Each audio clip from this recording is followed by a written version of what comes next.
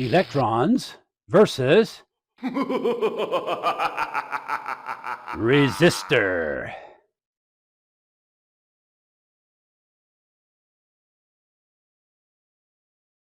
Ben Franklin was working at his press when the spring happened to fall off. The spring jumped off and got away. As spring was springing around Philadelphia, he encountered a little girl crying. "What is wrong, little girl?" She said she couldn't get the apple out of the tree. "I can help with that," said Spring. He sprung high enough to knock the apple down from the tree. The happy little girl wrote a letter to the Apple Computer Company to add an app to their future phone that has a spring to knock down apples for little girls. Positive words and actions gave him more springing abilities. Spring was passing by this farmhouse when he heard a loud commotion.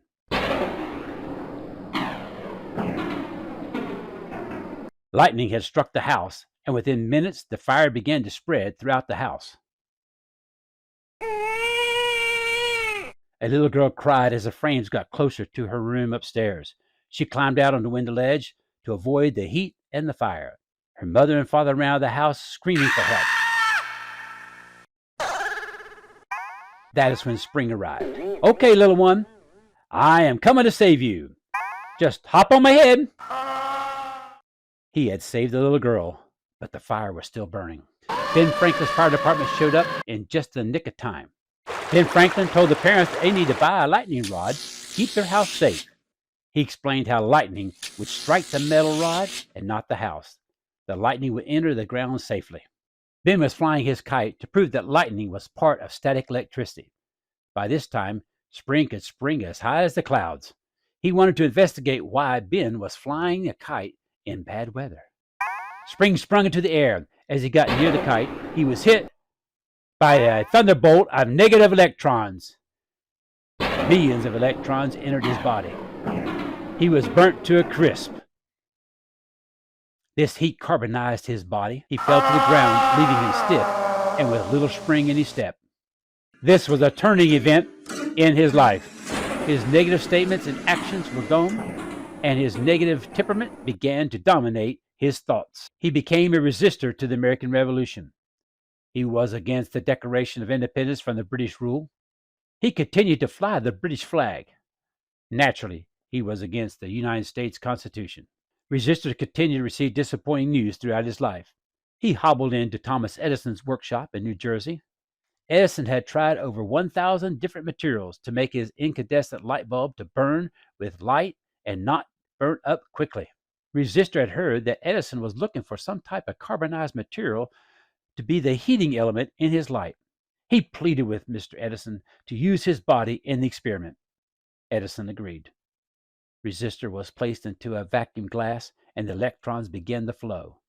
Resistor did not know that Edison was going to use electrons. He tried to yell out to Edison to stop the experiment, but the vacuum glass silenced him. He tried to escape. His body began to glow, and it loosened up some of his springing ability. He stretched himself until he broke the glass. Resistor sprung out as fast as he could, vowing that he would get his revenge on the electrons. During World War I, he heard that many electrons were stationed at a nearby airfield. As he stumbled to the airfield, a thick fog had covered the area, and the planes could not land. The pilots could not find the path to land. The electrons had been grounded, but they still were training to stay in military shape. They would run around the landing field on the copper brick path. Electrons continued to march along the copper path. Resistor spied on his electron enemies.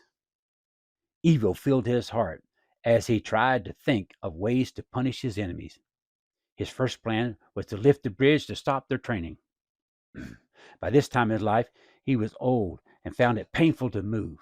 As he remembered how the electrons had messed up his springing life, his rage provided him strength to lift the bridge high enough to stop the flow of electrons.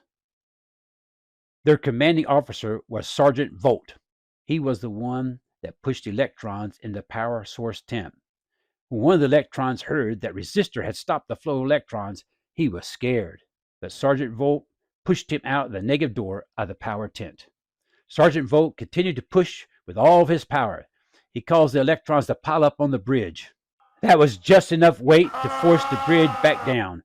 Resistor had been defeated again by the electrons. Electrons continued their military exercises now that the path was closed again. Resistor was determined to find a path to stop the electrons. He was able to cut a tree across the path, stopping the flow of electrons and the training. The tree acted as a temporary insulator. Again, Sergeant Volt pushed more electrons down the path. The high voltage made an electrical arc and the tree caught on fire. The burning timber burned to ash and the electrons continued their path. Resistor decided to use his body to stop the flow of electrons. He removed some of the copper brick from the path. He positions himself in the path. As the electrons began to pile up as they tried to pass through him, Resistor began to heat up. He drew his laser sword and began a heated battle with the electrons. The swords began to light up the night in an intense battle. The light was so bright that the pilots were able to land safely.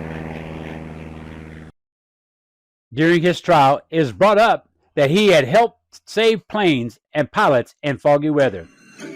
The judge decided not to send the old Resistor to prison. His punishment was to serve in lighthouses along the coast to guide ships and planes safely to shore during the night. Electrons still do battle with him every night, even in foggy weather.